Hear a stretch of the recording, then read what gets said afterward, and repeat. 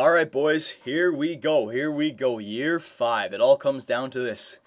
Can we put a nice little stamp on our franchise here? We won the Stanley Cup in year 2, but haven't made it back since then. So it'd be nice if we could go out. We won the President's Trophy last year, so I do expect us to be making the playoffs. I actually expect us to finish top of our division, top 3 in the East. We won't say President's Trophy because anything can happen, but we should be a good team, and I want to win the Stanley Cup. So we already edited our lines. We checked out our teams. We don't need to do a scouting assignment because we're not going to be scouting anybody this year. Yeah, there's not really much more to do, is there?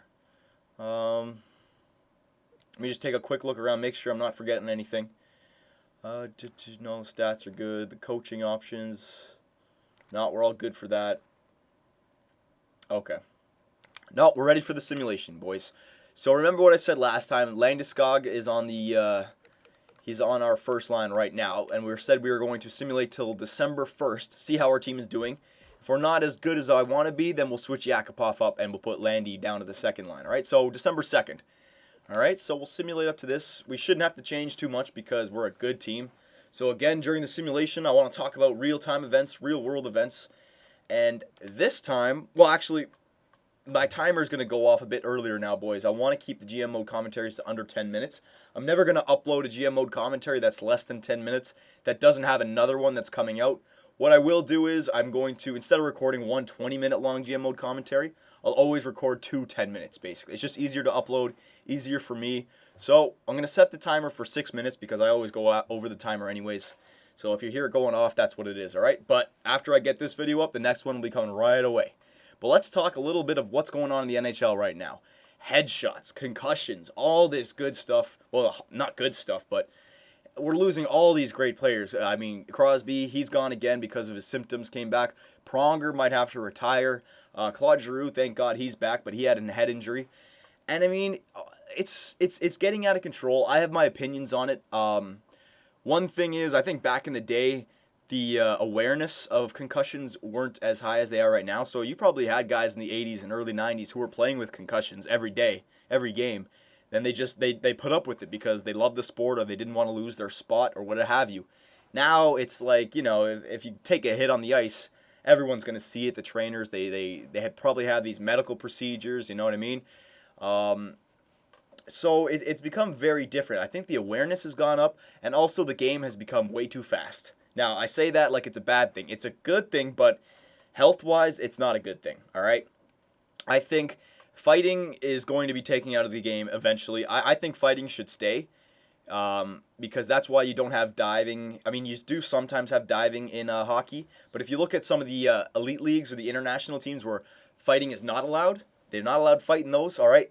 There's diving and stuff. Fighting is a good way to, if anyone dives or if anyone does something stupid out there, well, you might get your ass kicked. So I like fighting, but I could see that being taken out of the game in the next 10, 20 years, maybe even 5 years, because one of these days somebody's going to get knocked out. I think that people should keep their helmets on when they're fighting, personally, because somebody's going to pop their helmet off, somebody's going to get knocked out in the chin, they're going to lose their balance, and they're going to smack the back of their head off the ice.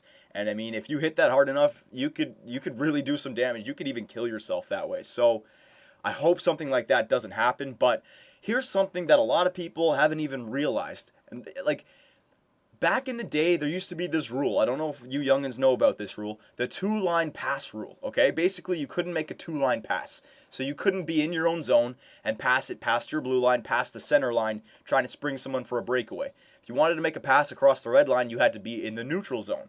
Hang on, Paul Gostad? No, we don't need him.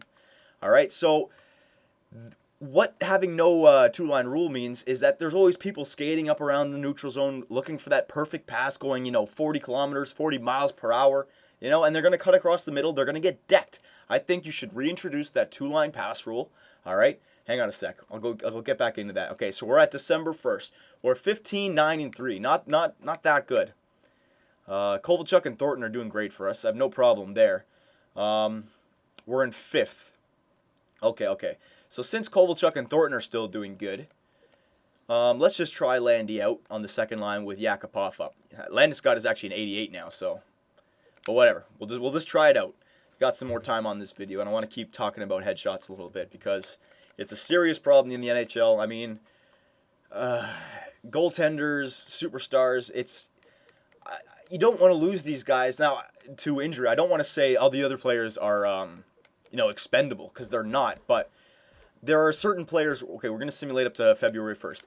There are certain players that people tune into hockey to watch. All right, say what you want. They're commodities. They're assets. They get people to watch the game. You can't have these guys missing years because of injuries. It's we got to do something about this. And I think the 2-line rule, that way there's no long passes. Everyone has to come back. You got to work your way up. You know what I mean? No one's going to be flying through the freaking neutral zone looking for a breakaway pass. And they should also make touch icing, no touch icing.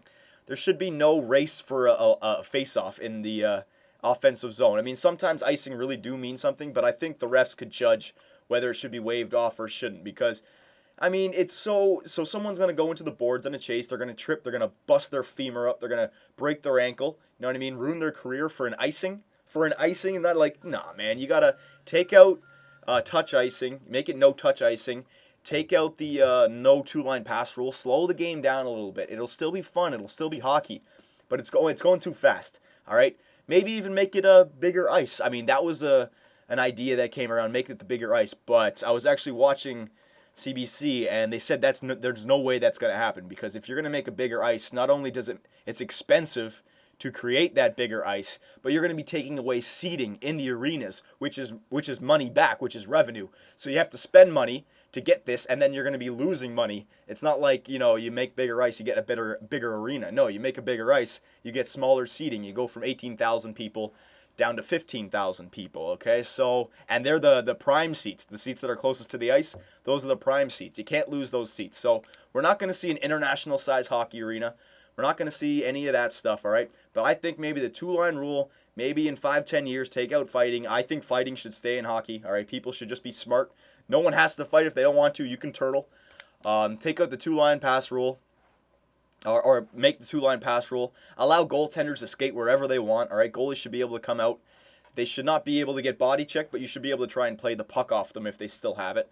If they're against the boards, maybe give them a little shove. It's the goalie's discretion. If he wants to go out, he can go out. If he has the puck, then yeah, you can play him. But the same kind of rules should apply. Like no checking from behind, no cross-checking, no charging, no headshots. All right. Yeah, I think a little physicality on the goalie isn't a bad thing if he wants to leave his crease, but I don't know. You're never gonna get rid of these headshots, these concussions, if the game is as fast as it is. I mean, we've been seeing players running into the teammates and getting concussions. I saw that other one. What was it? I forget which player it was. A teammate fell on the ground. The other guy was trying to jump over him, and he kneed him right in the back of the head. Innocent player, right? I mean, he didn't mean to do it, but it's because the game is too fast. It's You don't have to worry about body checks anymore. Everyone's so athletically amazing. The training, everyone's faster, everyone's stronger. It's a dangerous sport. It really is. So it's a tricky situation. There's a lot of opinions of people, what we should do, what other people should do. I think the 2-line pass rule,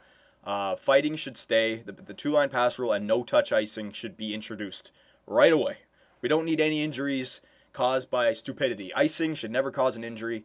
And a guy looking for a breakaway, cutting across the middle at 40 miles per hour, I mean, we should protect him, because there's players out there who are going to be doing that. And then it just takes a Scott Stevens type player to step up and just get that shoulder or that elbow a little high, or the player gets his head a little low, and boom, career over, okay? So what do you guys think? I want your opinions. I'm going to stop this simulation after this. It looks like we're actually doing better with Yakupov on the first line. So I think we might leave Yakupov here. Hang on a sec. Let me check. Yeah, we're going to stop right here. Let's take a look at everything. Goals against average. Laner's down there. So our goaltending's kind of fallen off this year, but that's okay. Season's still young. Excuse me. Save percentage. We're not up there. Come on, Laner. All right, he'll have a good second half. It's okay. Wins, Laner up there with 35. Points, Kovalchuk and Thornton, they're in the top 5 together. Way to go. See, kept those guys together. Thornton's doing good, boys. Thornton's doing good. No need to trade him. Assists, Thornton, top of the league in assists. Told you. I told you. 55 assists. Way to go, Joe. Goals, Kovalchuk. There you go. I told you. Joe Thornton and Kovalchuk. No need to break them up. No need. That's 3 years in a row now they're leading the league. Way to go. Eastern Conference. Okay, so we're not in 6th anymore. We've made it all the way up to 4th. The Rangers are leading our division, but they're only 3 points ahead of us. So, yeah, I think Yakupov on the second line has definitely made us a better team. All right, boys, so that's it for this video, but don't worry. Next one's coming up right now. Take it easy.